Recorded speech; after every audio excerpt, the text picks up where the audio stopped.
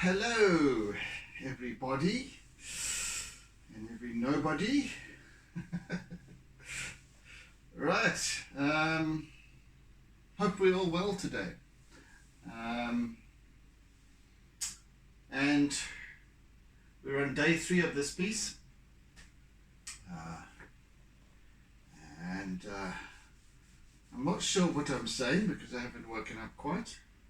Well, I have, but very fuzzy still, as I usually am.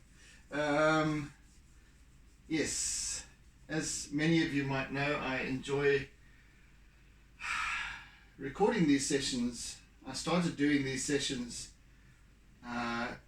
earlier in the morning simply because when I was doing them later in the day I didn't have enough. The bandwidth was terrible, so I moved this. It was a Facebook on Facebook Live, and I was moved the slot to earlier in the morning, and I've since kept that same slot, simply because I enjoy working at that time, at this time of the morning. It's lovely. The first thing I get into in the day is creating. So that's been a wonderful teacher for me. However, and in fact I've made it even earlier now, so but nevertheless, here I am getting my thoughts together. With my tea. Right, so where were we? So far, the previous 2 sessions, we've got to what this is, and this is basically a charcoal drawing. It's not a completed charcoal drawing, but it's quite far down the road towards completion. And I wanted to create, because this is quite a there's a lot of mood going on, quite deep mood going on in this image, in this artwork. So I wanted to create that quite heavy contrast, so that now when I begin to add color to this piece, I've got that contrast as a foundation. So yes, today we shall add some color.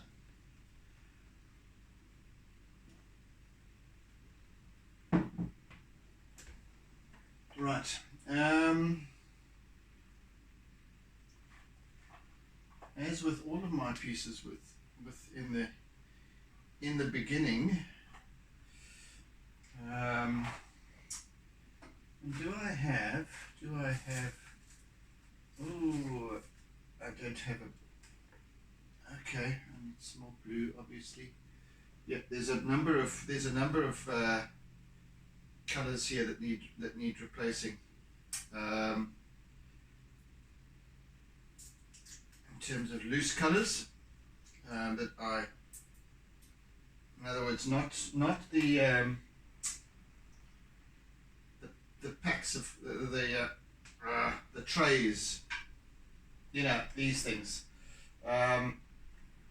But I use there's some colors, especially white, pale blue, darker blue, a few greens and things like that I use much more of. Right, I'm going to have to actually, I think, stand up for this piece.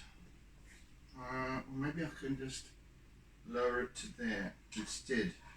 Let me see if I can do that. I can work on it easier down here. Yeah, that'll do. Okay. Take that off. Stick it down here somewhere.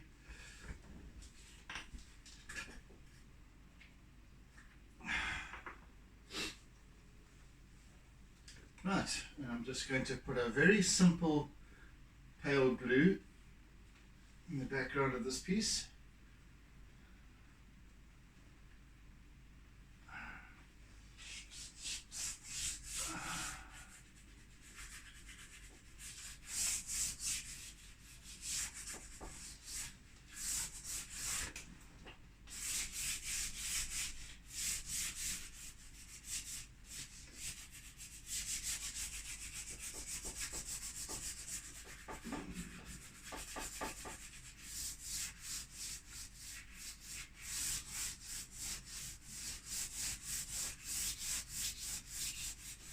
it's going to fade to an almost white horizon line.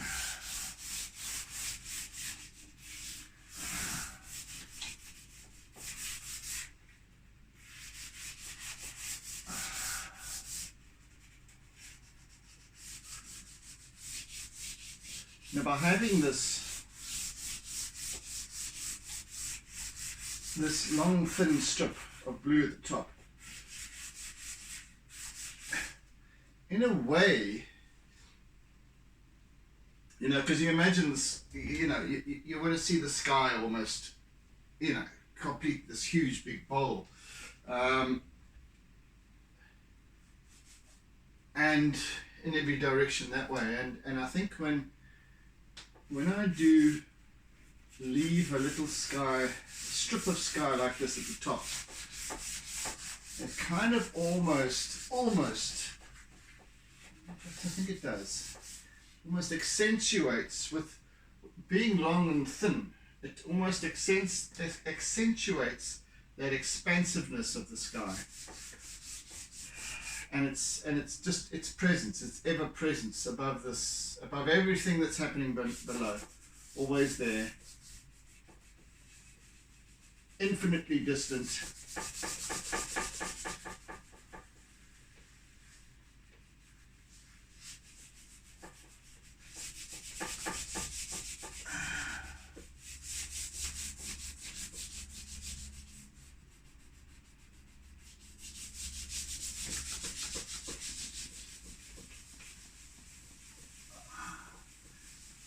Anyway, it needs to be well rubbed in.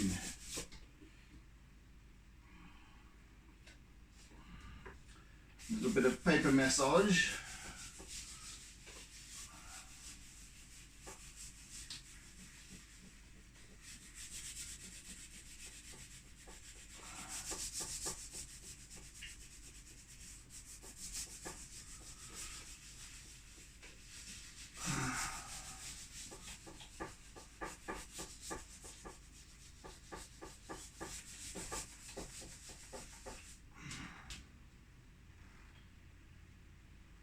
And then, where's the white?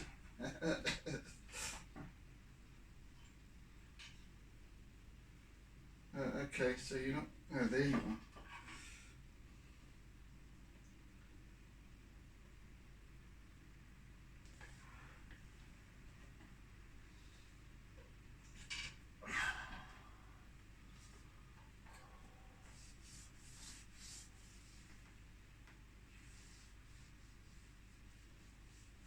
To come right down to the horizon line itself, almost blending in with these waves that in the back break.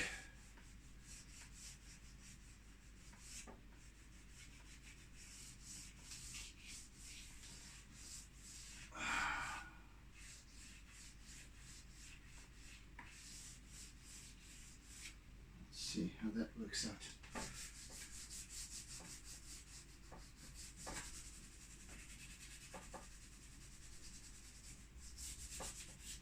I think what I need to use is my little these tools, these little SpongeBob tools.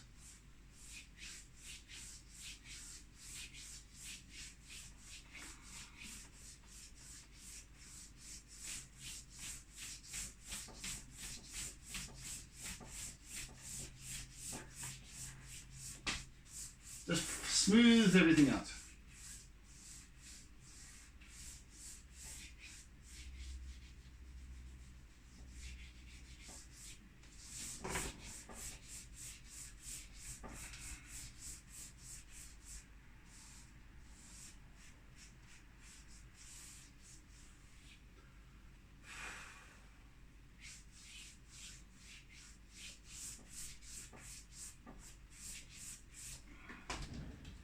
Right, it just gives me a nice pale finish, and I'm not even going to add any further lilac or anything on top of that to darken it even subtly. it's perfect as it is. Right. If anything, I'll add a little more later on, but for now, that's all good. Great. Great.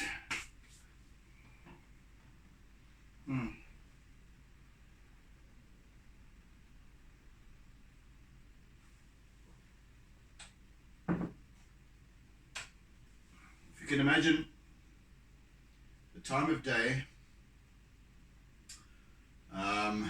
which is late afternoon, I suppose within about an hour of sunset, so the sun is very, very low down behind here. So the sky that you see on the eastern horizon line is very washed out and pale at this point. And then you've got this low sunlight just catching the waves as they come in the distance, and then obviously in the foreground. But because of the angle of the sun, you've got this very dark water behind the waves and in various places around here. But then you've also got reflection of the sky above still. So that's what I need to work with today. Righty-ho then. Righty-ho. And let's move this back up again to the top.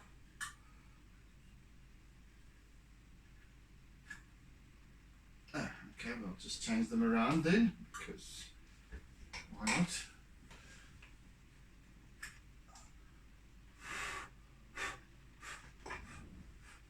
Right. I reckon I do.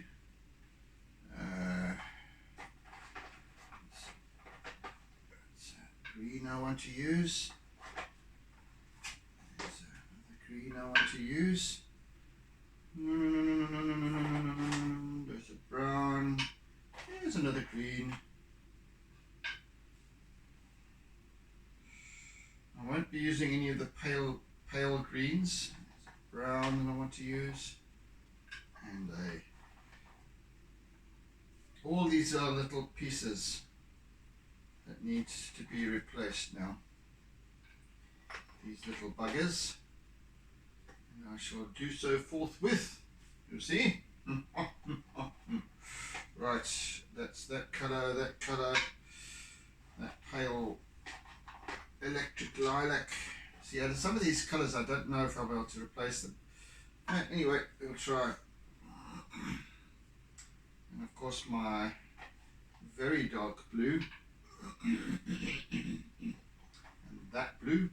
So quite a few blues, not so many greens.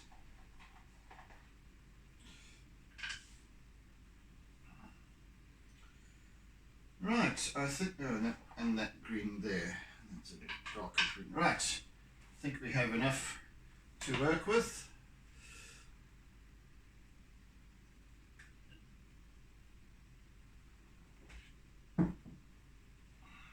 Sankuwalimas. Let's leave that down there as well. Okay. Okay, dokie then. Right, so let's use this blue over here.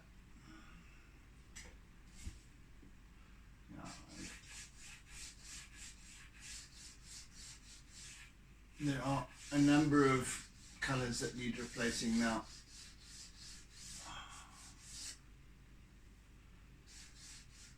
What with all these seascapes, my blues and greens have been greatly reduced.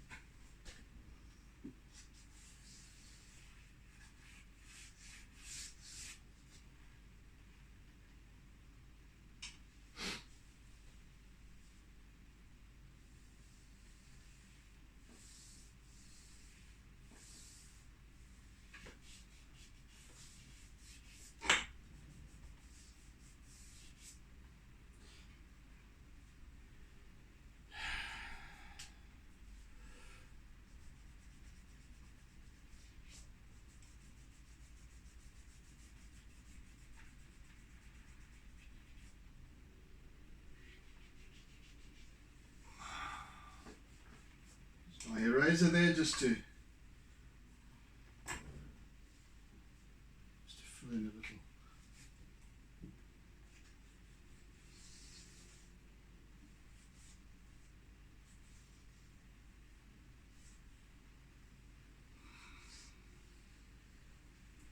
And my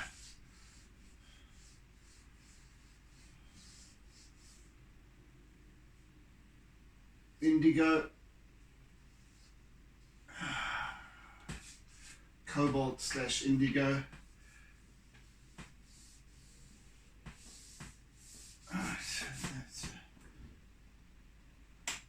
That'll do there for that part. There's a little paleness coming in there as well. Where is that color? Oh, no, that color, and that color, and that color.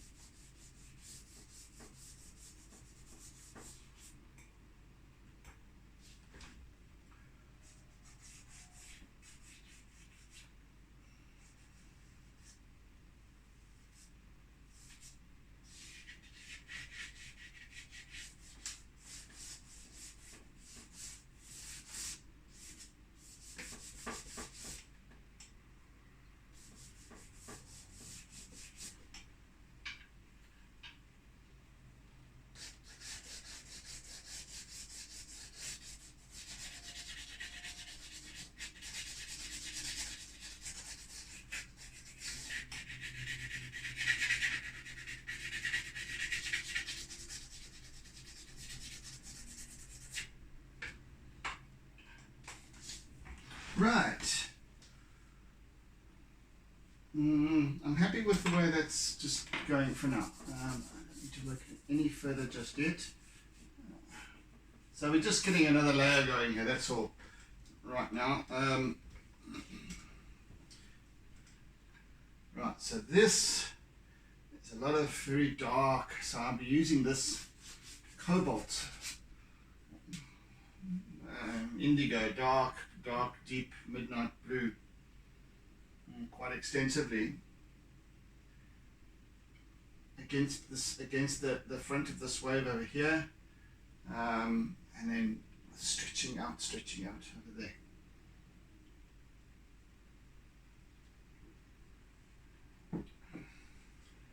In fact, a lot of this middle section here. Right.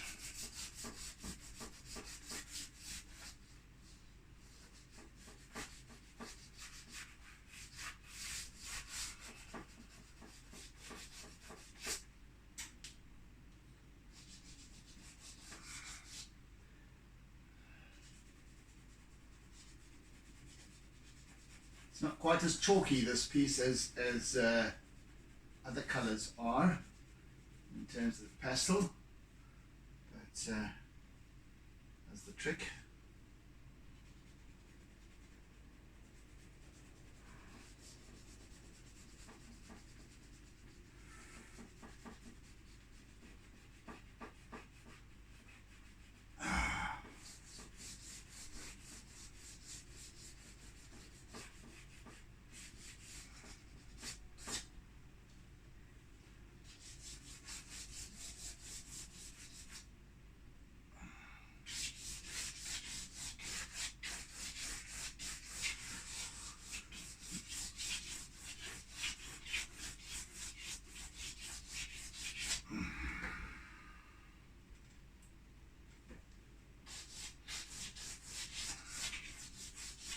So these artworks of mine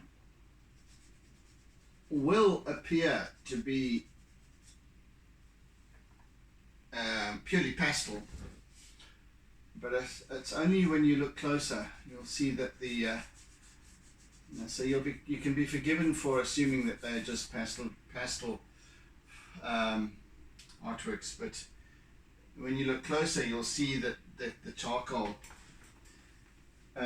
beneath it all shows through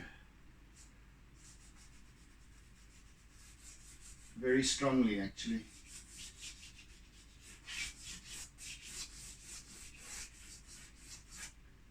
Because it is and especially so in this piece, because it's the foundation.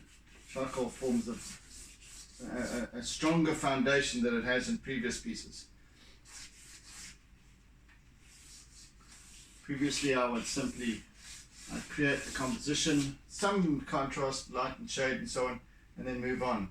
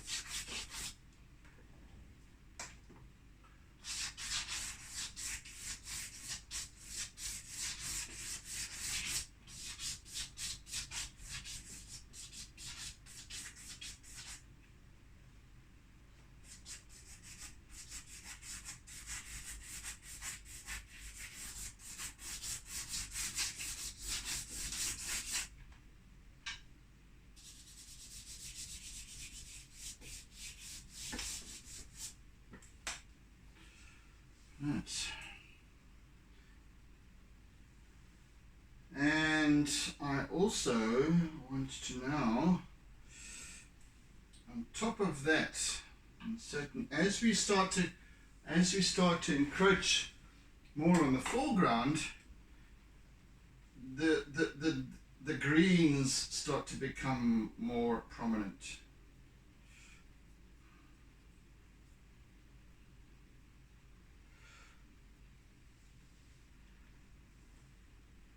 So we've got a hint of it starting to come in over here. Just a hint of it.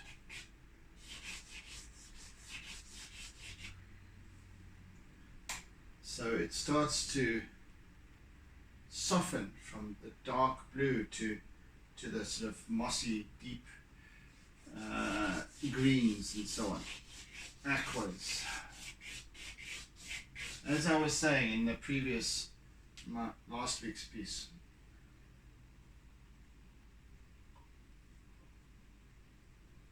as the eye changes its direction, as our viewpoint, if you can imagine you're looking at the horizon, so that's straight up there, and as your eye,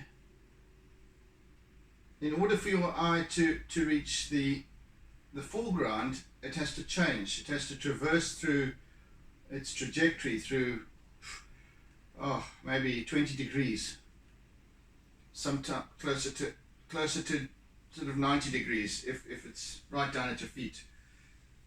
What we're looking at here is probably, we're looking a couple of meters in front of us.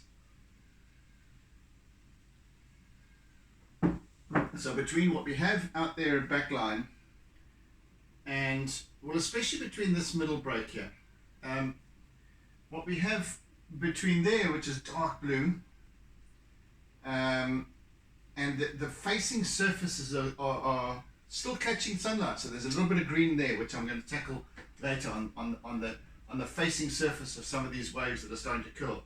And then as we come down closer and closer and closer, so the angle at which we look into the water changes. So we don't have that unfathomable depth to look into, but it now becomes more apparent that becomes slightly more green, so that over here, where this wave is just forming, it's mostly deep green, and you'll see how I manage that. But it can't become sudden. This is not a different. This is all part of the one and the same. So this green is also going to be in this part, and there's also reflected aspects on this little facets of this wave that will reflect the sky as well. So there is some blue in there as well as this surface, as you'll see later on as I work it up.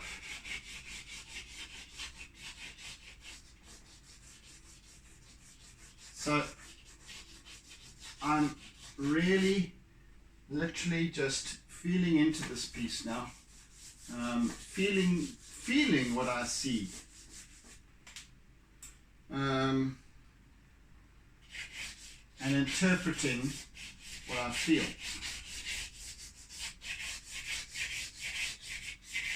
Don't know if that's a valid explanation, but it's about all I've got at this point.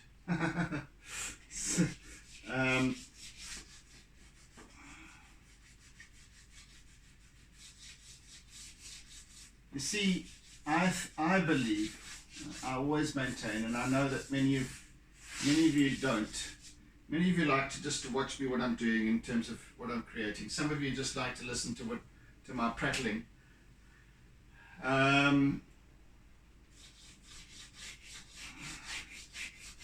But I believe that we are inherently all artistic. We are most definitely all creative, and I think we can agree on that. Otherwise, we wouldn't feel things like love and romance or creativity, even with numbers. For goodness' sake, science is hugely creative. We have to use imagination a great deal in science.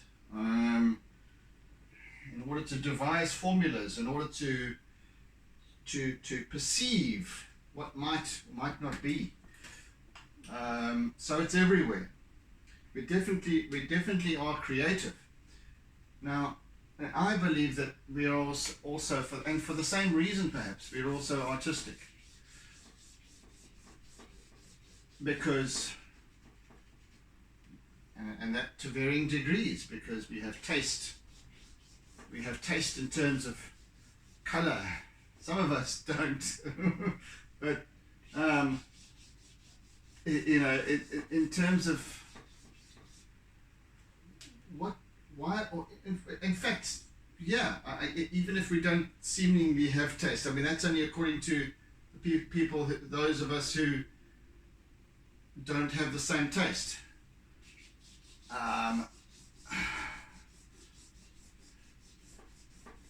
But somewhere in the whole mix of things, there's creativity. There is imagination. Imagination is artistic. Some of us like to do cross stitch or embroidery. I don't know, all sorts of things. Tie-dye, I don't know. There's all the crafts are artistic. Don't care what you say. Anyone who does a craft is artistic. Cordon bleu chefs are artistic, very creative. See, the lines start to blur between creativity and art when you stop and think about it. So how do we create in the first place? How are we, what is the where does art begin? Where does the appreciation of art is even artistic? So where does it begin? It begins with what we see, what we observe, perhaps what we hear in terms of music and so on, perhaps what we smell in terms of cuisine, I don't know.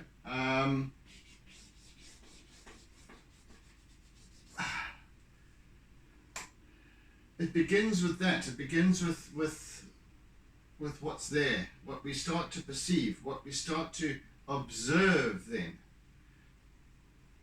The crux comes with the manner in which we translate the how we observe. That's the real clincher. That's where it all starts to take shape. That's where we shut, either we shut the door and say, oh, I'm not artistic, I haven't got it, that kind of stuff. That's where most of us shut the door and say we're not artistic.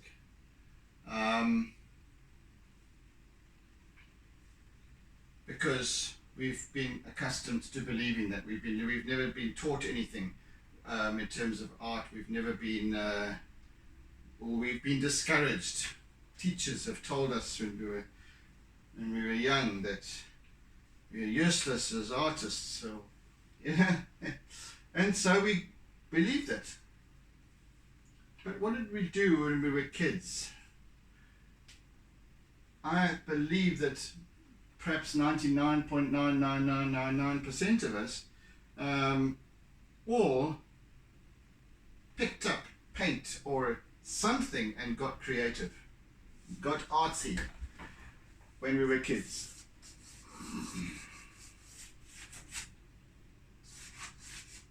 Drew little cars or little dolls or cats or something. And then somewhere along the line, somebody came along and said to us, no, stop doing that, it's making a mess, don't like that in my home, or whatever it is, to discourage you from this talent, from this innate ability to create, so that somewhere along the line we started to entrench that thinking into our minds, and then it became gospel. It became our truth. Scary word, that, isn't it? Our truth. And we've believed it all our lives. One way or another, whether we were encouraged as artists or as being creative, as I was, luckily. My dad taught me to draw, well, taught me about light and shade and all that sort of thing.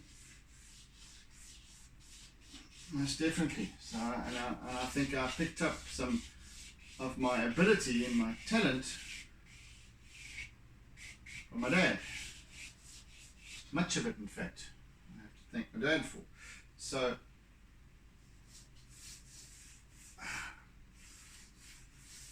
but I think fundamentally, of course, Mum also, you taught me to encourage me, and sort of kept my little drawings. I've still got drawings that I did, little paintings and funny things that I did when I was young. Thanks to Mum. So, you know, there's such a lot of stuff that goes on that we need that encouragement. But I think to get back to observing, I think Dad taught me to observe, taught me to look at something and almost look at something dispassionately, not dispassionately, to look at something in from a different perspective, in terms of like a head and the shapes that form a face, to start to change my perspective on how I observed, and therefore how I interpreted what I saw, so that I could easier translate it onto paper, from what I see onto paper, from my head onto paper.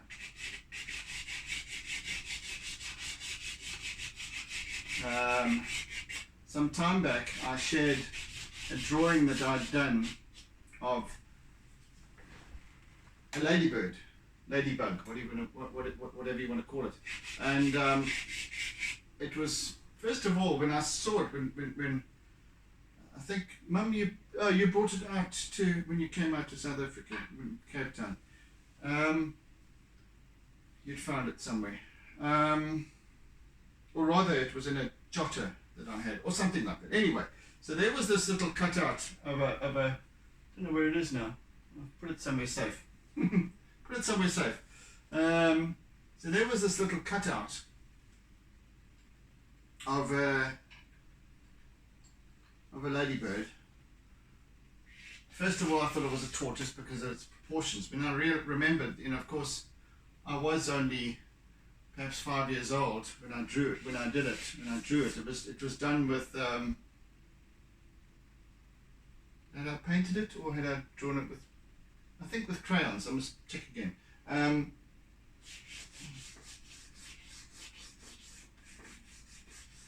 And it was the right colours, the sort of the black and the red, but it looked more like a tortoise, the shell, at first glance, and then I realised, okay, this thing's got 6 legs. So I obviously observed that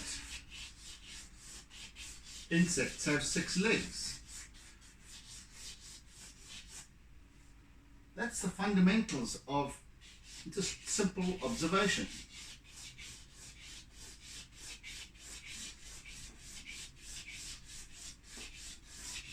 And so I'd learned that as a kid. So the manner in which I observe has stood me in good stead throughout my life in that respect, when it comes to art.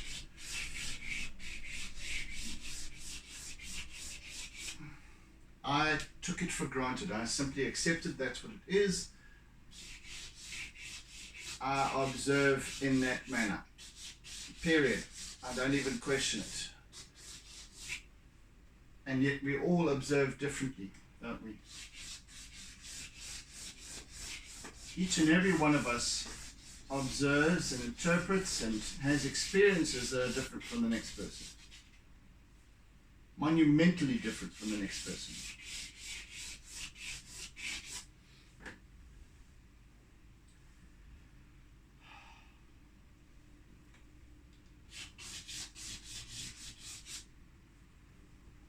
That's how we do life. That's how we do life, people. So surely,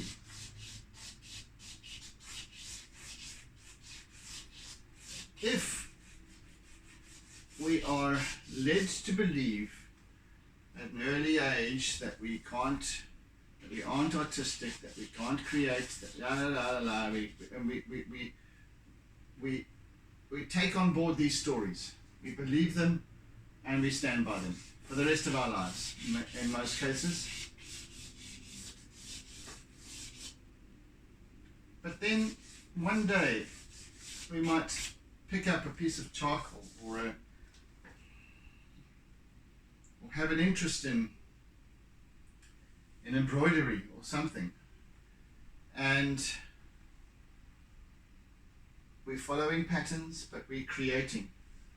And all of a sudden we realize through simply believing and enjoying what we do, because nobody's judging us, nobody's saying, you can't. Because we've chosen we've chosen to either take lessons or join a group, a class, to learn to do something artistic. And then that's when hidden, latent talent starts to come out in people. We realize that art isn't all about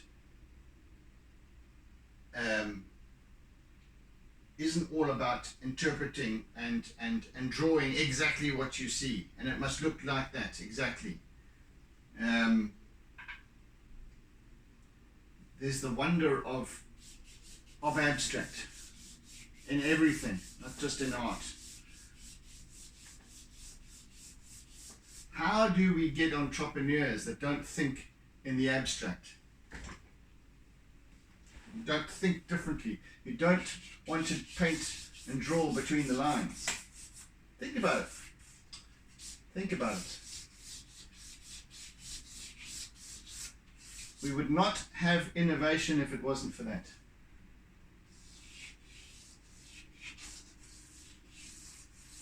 We would not have innovation if it wasn't for people that go, you know what? I don't believe that, what I've been told. I don't believe that. I don't believe in can't.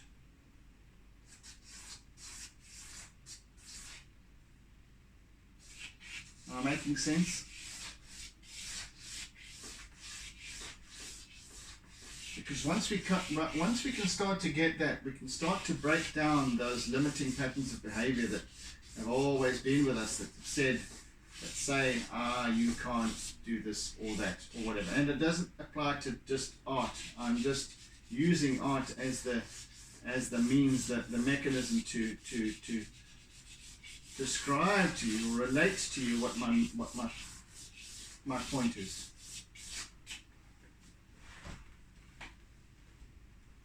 We can change the way we think about ourselves. We can change our possibilities and opportunities, even simply by observing differently.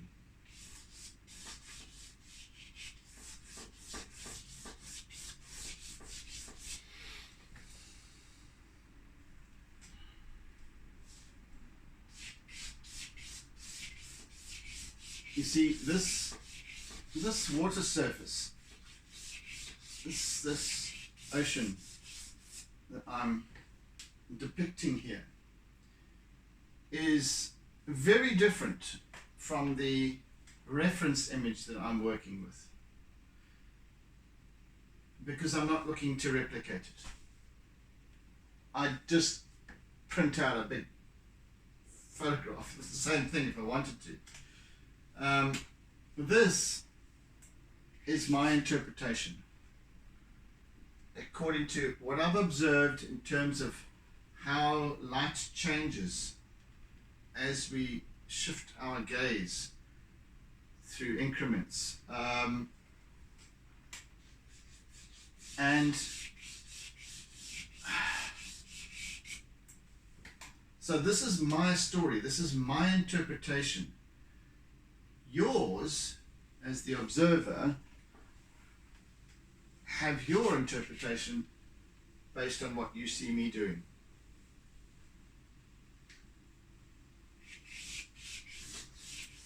Some of you will see this piece coming to life. Others will start to maybe pick up some smells, or as a color emerges, so that maybe the sky did it. I don't know. I think in last week's sessions, Ingrid, you commented about sky and the trip that you would take every day along the coast to get to school, and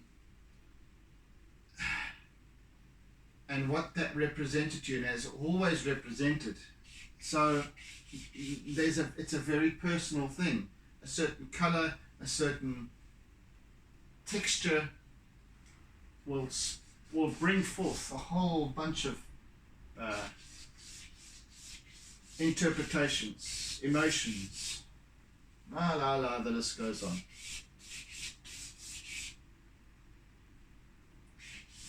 It's I can't stress enough how important it is to start to understand these things about ourselves.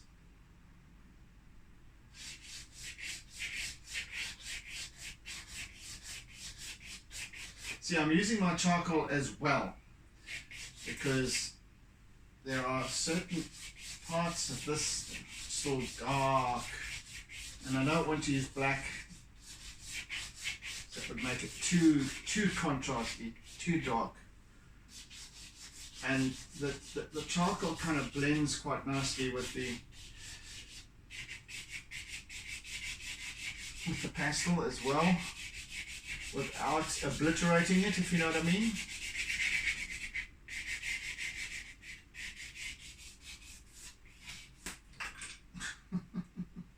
Now here I am obliterating my own charcoal stick.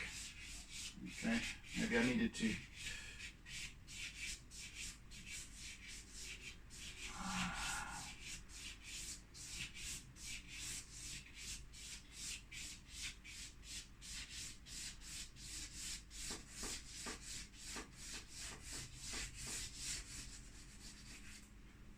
We're doing for time.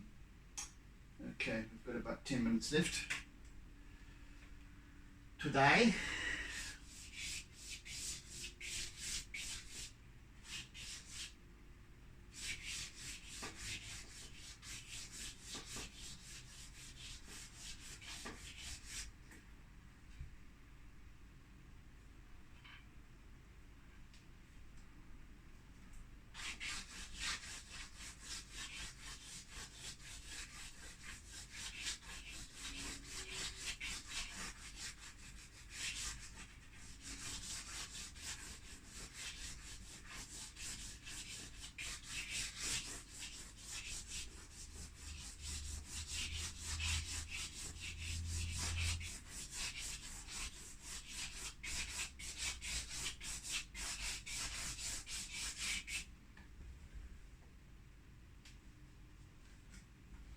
Right, now I'm going to employ my trusty eraser.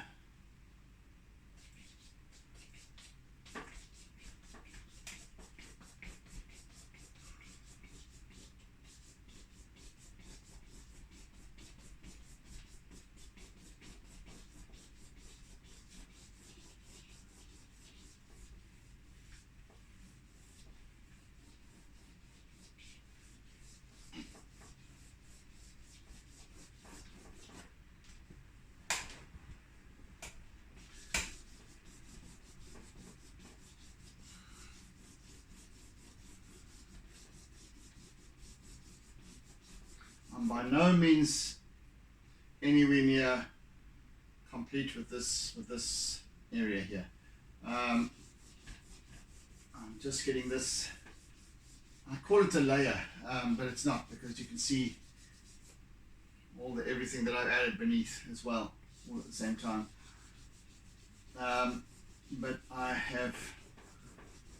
this is just establishing the next layer. There's a lot more contrast to add in,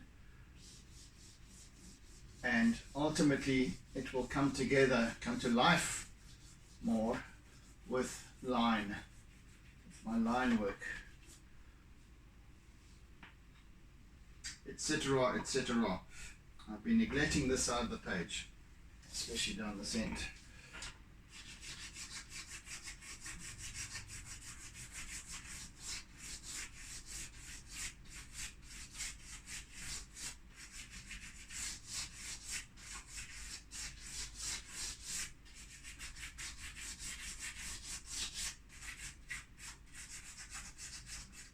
to do too much here because this is kind of where my there's a lot of spray going on over here, so I can just soften that a bit.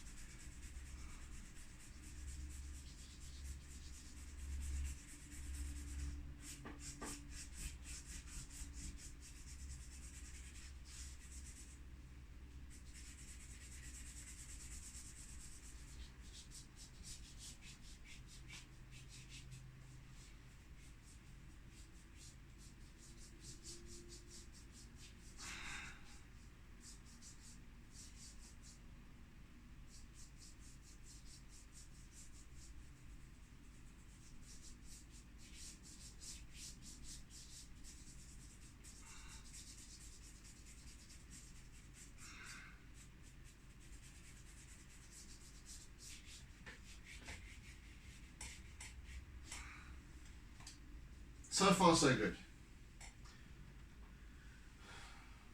Right.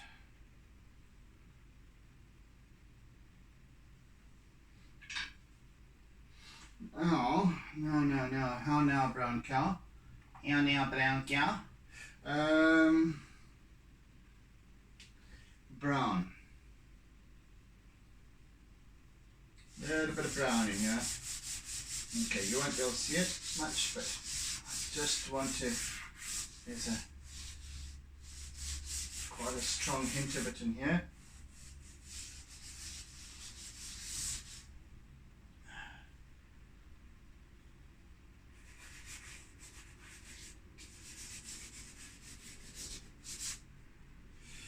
And this, what I like to call vegan poo brown.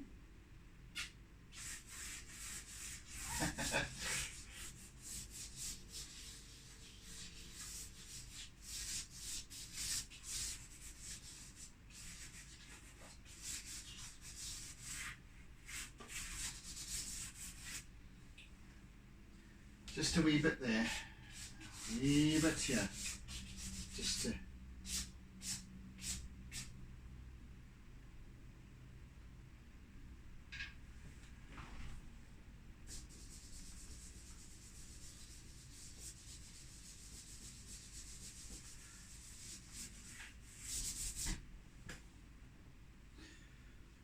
let's leave that be for the time being.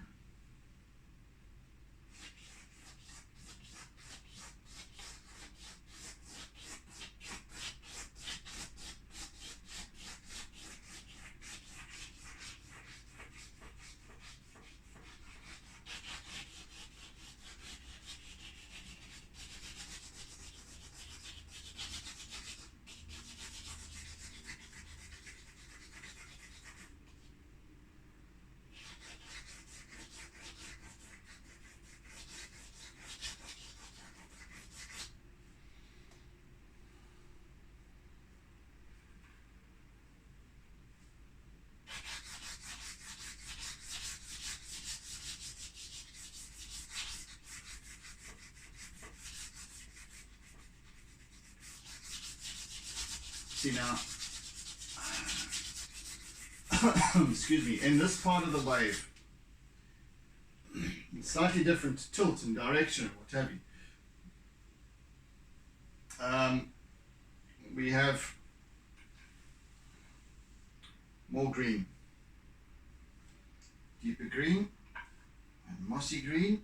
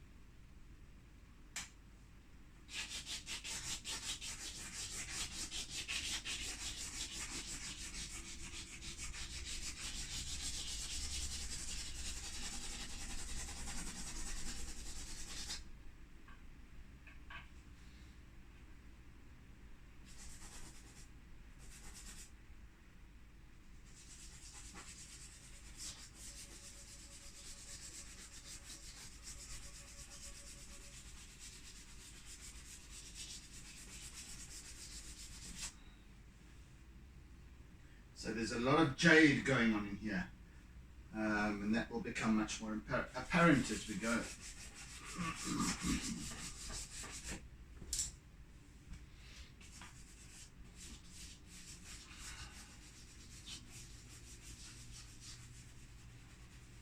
And from jade into brown.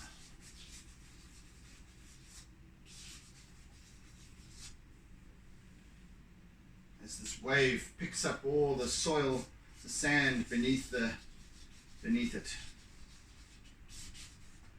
and charges it forward up to the beach. Right.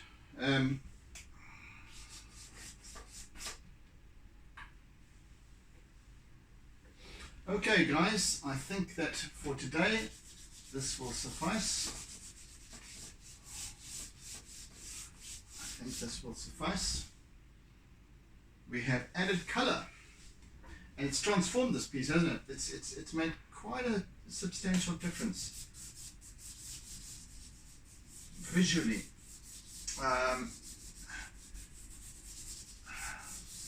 Most definitely visually, but in terms of the mood of it as well. It's also started to subtly change the mood from this heavy and introduced a little bit of lightness and levity. So we'll work with that further tomorrow. Anyway, so that's it, guys. Thank you for joining me. Thank you for sharing my work. Those of you who do, I very much appreciate it. So do join me again tomorrow as I continue with this piece. Yeah, we'll see how it goes. I hope you've enjoyed it. I hope you've enjoyed perhaps listening to me prattling on. Yes, so have a fantastic day further. Oodles of toodles. And see you soon. Take it easy. Be good. Bye. And don't forget to doodle.